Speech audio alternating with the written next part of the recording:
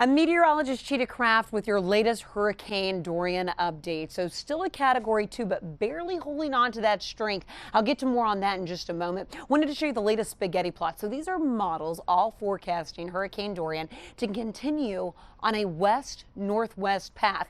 Notice the big change that happens over the next 24 hours.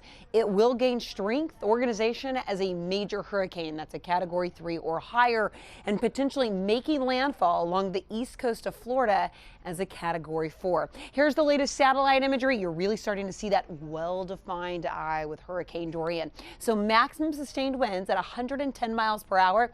That barely keeps it at a Cat 2 strength at 111 miles per hour or higher.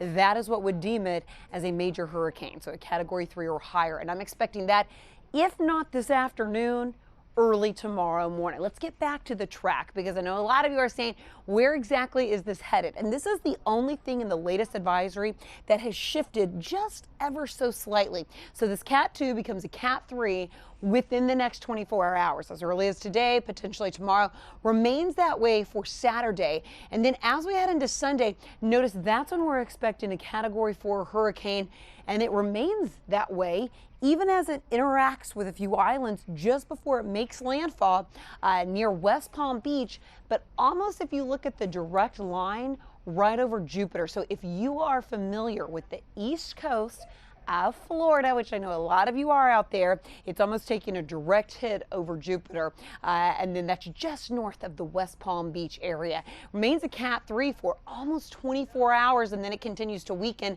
as it rides northward up the eastern seaboard. Now here in Houston, we're not expecting any impacts and no direct activity related to this.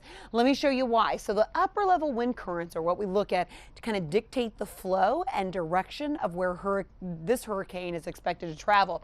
So we have this big area of high pressure sitting just north of Dorian. You get clockwise circulation, so clockwise flow. These upper level winds are going to take hold of Dorian and then help to swing it on northward. We also have a weak front, this boundary that's going to cross over next week, and that's also going to help keep much of the activity to our east. Here locally, we're dealing with a beautiful afternoon, just a hot Labor Day weekend.